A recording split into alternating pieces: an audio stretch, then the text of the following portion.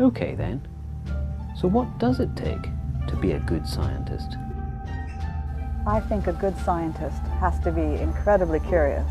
Somebody who's always questioning, not just the science, but themselves as well. You have to ask questions, but also ask the right question. So curiosity is obviously important. Is there anything else? A sort of bloody-minded refusal to fail. 90% of what you do doesn't work.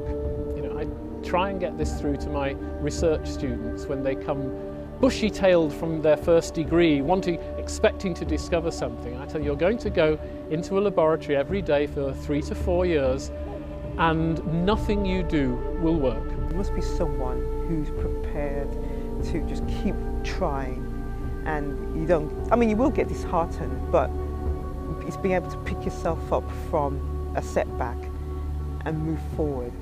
It takes a lot of hard work to become a scientist, and something maybe they don't tell you in your science class is that a lot of science, or most of science, is failure.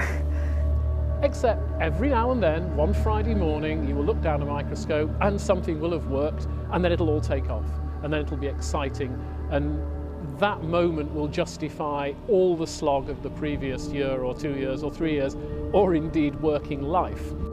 So I think you have to be really, really stubborn and say to yourself, I really want to know the answer. I want to know why it's true, and I want to work really hard to find out, and I don't mind if I fail, because I'm going to fail 100 times, and then, you know, that success is really sweet when you actually do discover something. It's the greatest feeling in the world. All my life, if I have been successful, it's because I've made so many mistakes. And if you learn from your mistakes, the more mistakes you make, the better, because the more you learn.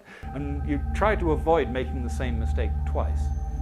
It's a good lesson, that, actually. But if you never make mistakes, you'll never learn anything.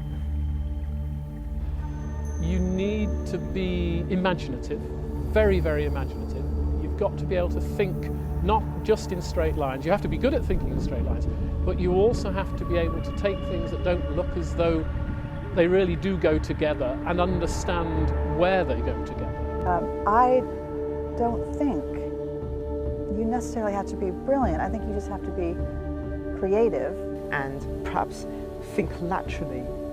And you have to be prepared to go down a different route to the one that you thought you were going down, and accept, well, actually, maybe that's not right, maybe this way is a better way. And you need to have that flexibility. It's experimental work by nature. No one's done it before, so you do come across problems that you have to fix, and if no one's done the work you're doing before, you have to forge new ground. And I guess you've got to have a passion for it, because nothing you do ever works statistically, and because it is you are asking questions to which nobody will know the answer. There is often nobody else you can ask to help you. If you're using a specific technique that's not right for the job, then what technique can you use? And if there isn't one available, can you develop it? It's somebody that's constantly questioning everything that they do and how they do it.